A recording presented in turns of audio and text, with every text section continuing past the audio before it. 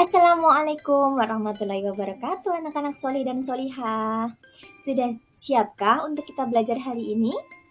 Oke, baik. Seperti biasa, sebelum kita memulai pembelajaran hari ini, kita bersama-sama mengucapkan basmalah terlebih dahulu. Bismillahirrahmanirrahim. Nah, hari ini kita akan belajar tema 8 peristiwa alam, subtema keempat, bencana alam, pembelajaran ketiga.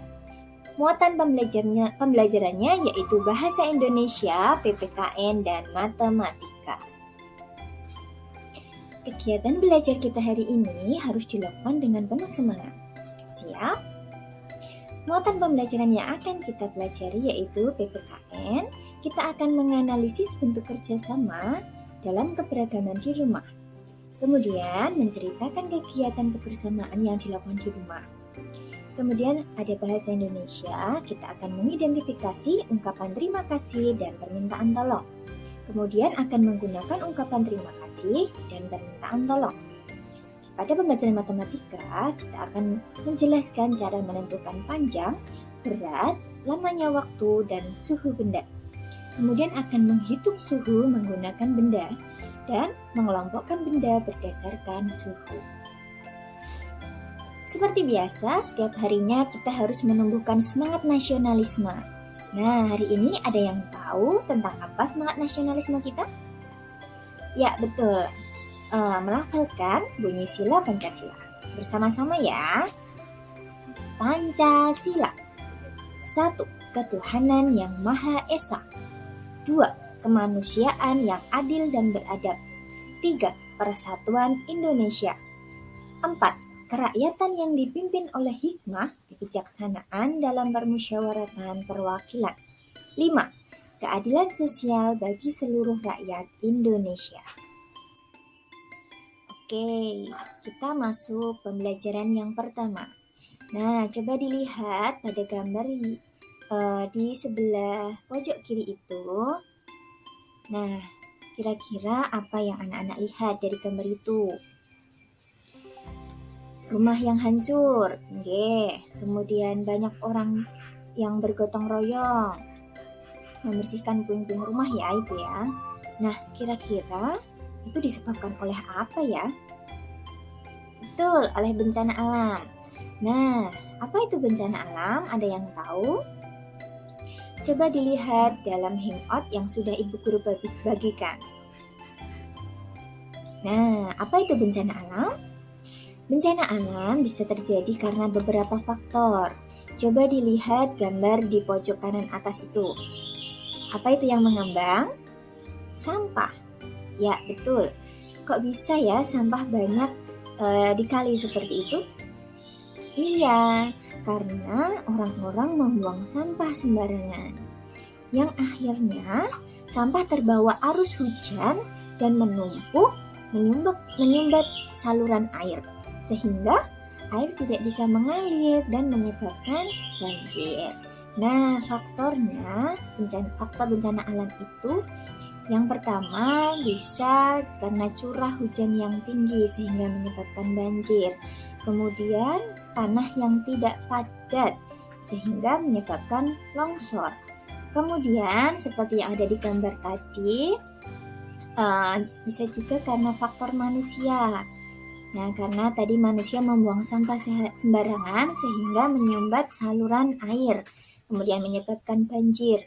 Kemudian faktor dari manusia lagi itu adalah penggundulan hutan yang menyebabkan longsor. Nah, kemudian ada contoh banyak lagi. Di sini ada 2 gambar, yaitu gambar apa ini? Ini adalah relawan yang sedang membantu para korban banjir. Nah, coba sekarang anak-anak kalau berada di posisi menjadi korban bencana, bagaimana perasaannya? Yang pasti sedih ya. Nah, kalau anak-anak melihat orang lain menjadi korban bencana, apa yang anak-anak lakukan? Empati. Empati itu adalah memiliki rasa ingin membantu, memiliki rasa ingin menolong seperti itu. seperti para relawan ini yang memakai baju kuning ini. Nah, ini membantu para korban bencana. Selanjutnya, coba perhatikan percakapan berikut. Ada Ibu, Beni, dan Tiur. Beni dan Tiur sedang membantu ibu memasak untuk disumbangkan kepada korban bencana. Anak-anak harus ingat ya, kita harus saling tolong-menolong membantu dengan sesama. Jangan lupa, kalau sudah dibantu dan sudah ditolong ataupun diberikan bantuan, kita harus mengucapkan terima kasih. Seperti yang ada pada percakapan ini. Nah, ini ibu mengucapkan terima kasih kepada Beni dan Tiur karena Beni dan Tiur sudah membantu ibu memasak. Kapan kita menggunakan ungkapan permintaan tolong dan terima kasih? Ada yang tahu? Coba dilihat pada kolom yang berwarna merah. Ungkapan permintaan tolong diucapkan saat kita ingin meminta bantuan kepada orang lain. Seperti pada percakapan tadi, ibu meminta tolong kepada Beni dan Tiur untuk membantu memasak. Kemudian, coba dilihat pada kolom yang berwarna biru ini. Ungkapan terima kasih diucapkan saat kita mendapatkan bantuan, hadiah, atau pujian dari orang lain. Seperti yang ibu katakan kepada Beni dan Tiur.